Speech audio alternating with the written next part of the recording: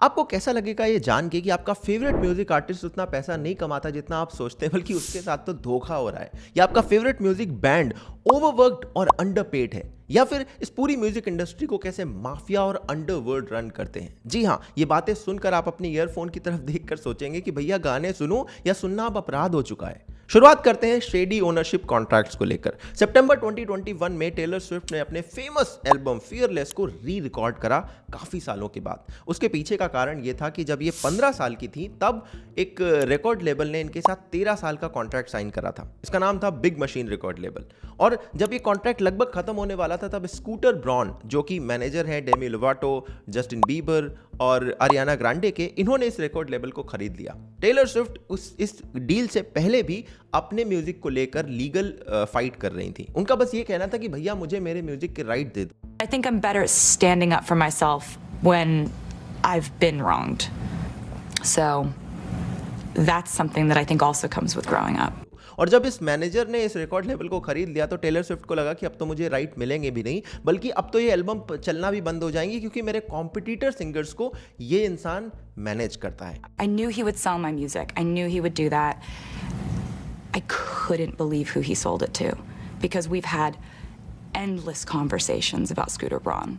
And he has 300 million reasons to conveniently forget those conversations. सितंबर 2020 में Kanye West, जो कि बहुत बड़े म्यूजिशियन हैं, सिंगर हैं, इन्होंने भी एक ट्वीट करा था जहां पर इनका अपना ग्रैमी अवार्ड, जो कि एक तरह से म्यूजिक का ऑस्कर मान सकते हैं, कमोड में पड़ा हुआ, उस पर ये पेशाब करते हुए ट्वीट करते हैं कि आज की म्यूजिक इंडस्ट्री पूरी बर्बाद हो चुकी है। उसके बाद एक रॉकफेलर म्यूजिक ग्रुप है, रिकॉर्ड लेबल है, जिसके साथ ये साइन थे, उसके इन्होंने बहुत सारे कॉन्ट्रैक्ट्स पब्लिक कर दिए। और उसके बाद इन्होंने कहा कि आज की म्यूजिक इंडस्ट्री स्लेवरी की तरह काम कर रही है, जहां पर म्यूजिशियंस के साथ मास्टर साइन कर लेते हैं ये record label. Like people are all seeing things that are wrong inside of contracts, turning blind eyes to it, and everyone's responsible. Everyone's a part of it.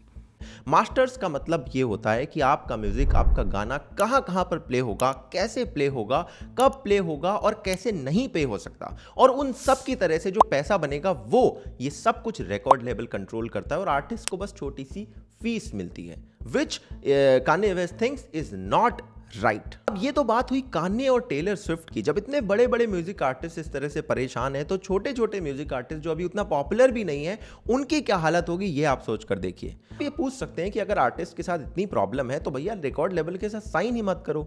Very good question.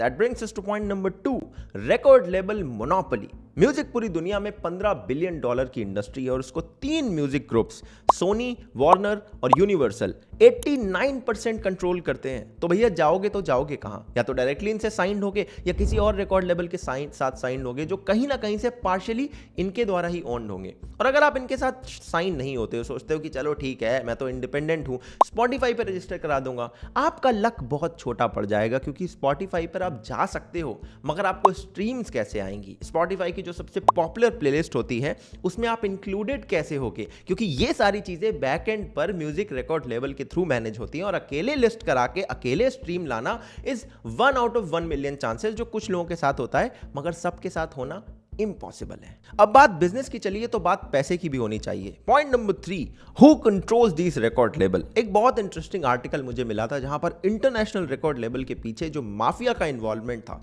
उसके ऊपर एक पूरी detail list दी हुई है कि कौन कौन सा माफिया कहां कहां पर किस किस तरह से म्यूजिक इंडस्ट्री से इन्वॉल्व था।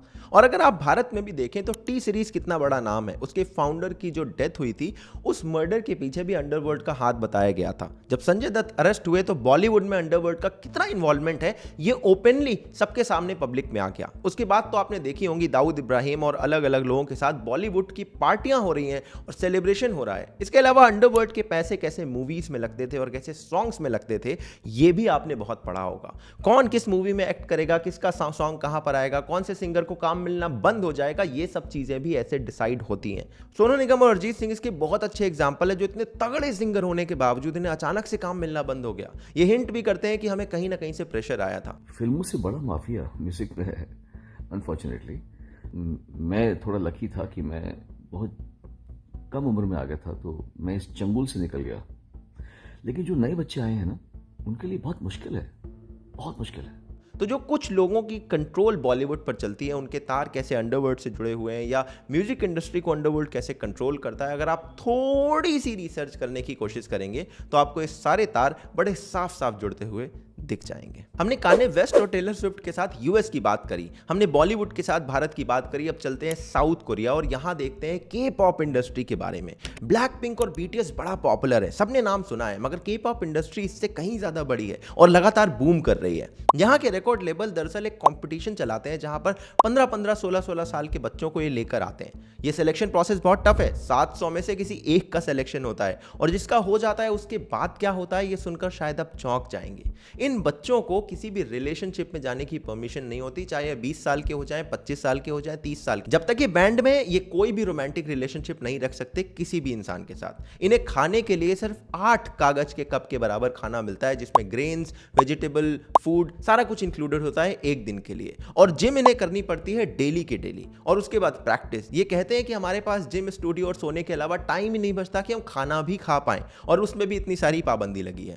और उसके बाद जब ये प्रैक्टिस करते करते कई बार ऐसा होता है कि फेंट कर जाते हैं, कई बार स्टेज में परफॉर्म करते हुए फेंट कर जाते हैं क्योंकि इतना ज्यादा ओवरवर्क्ड होते हैं। तो इस चीज को कहा जाता है कि वाह, see that's how much they want it, that's how much motivated they are. मतलब इस चीज को भी, इस कल्चर को भी और ज्यादा प्रमोट किया जाता है, which is really really problematic. इसीलिए के पॉप इंडस्ट्री से सुसाइड, सेक्सुअल हरासमेंट और मेंटल हेल्थ जैसे इश्यूज की खबरें हमेशा आती रहती हैं। और ये मेंटल हेल्थ और सुसाइड वाली चीज ना सिर्फ के पॉप से लिमिटेड नहीं है। इसीलिए let's come to the point number 4, drug and mental health issues. पूरी दुनिया में अगर आप देखें म्यूजिक इंडस्ट्री में जितने भी आर्टिस्ट काम कर रहे हैं, जब वो स्टेज पर जाते हैं, जब वो परफॉर्मेंस देते हैं, तो आप ये सुनते होंगे कि इनके साथ बहुत भयंकर तौर पर ड्रग इशू है। खासकर ईडीएम वगैरह सॉन्ग जो प्ले करते हैं या जो रॉक बैंड होते हैं उनके साथ तो ये परमानेंट इशू रहता है। और इसीलिए आप हमेशा देखेंगे कि आर्टिस्ट बहुत पॉपुलर होते हैं, बहुत नाम कमाते हैं, बहुत गाने लिखते हैं और 22 साल की उम्र में खुद को गोली मार लेते हैं या फिर अलग तरह से सुसाइड कर लेते हैं। सबसे रिसेंट शायद आपने एविची के बारे में सुना होगा जिन्होंने सुसाइड करा था, मगर इसके पहले भी चेस्टर बेनिंगटन से लेकर और भी तमाम सारे लोग, इन सब की मौत ड्रग ओवर यूज या सुसाइड की वजह से हुई है। कहते हैं 2016 की एक स्टडी है जहां पर बताया गया कि 73% जो आर्टिस्ट हैं वो डिप्रेशन का शिकार हैं और 12% के पास सुसाइडल थॉट्स हैं। सोचकर कितना अजीब लगता है ना कि जिस म्यूजिक को सुनकर आप इतना पम्प्ड फील करते हो, उसे लिखने और गाने वाला इंसान हो सकता है सुसाइडल थॉट से परेशान हो। और जिस म्यूजिक आर्टिस्ट को आप इतना पॉपुलर समझते हो सकता है उसकी अर्निंग्स का एक बहुत बड़ा हिस्सा रिकॉर्ड लेबल कंट्रोल करता हो। या फिर जिस बैंड के आप इतने बड़े फैन हो उसकी पर्सनल लाइफ पर तो इतनी बुरी तरह से कंट्रोल लगा हुआ है कि वो अपने मन से एक रोमांटिक रिलेशनशिप में भी नहीं रह सकते, which is very very dark to think of it.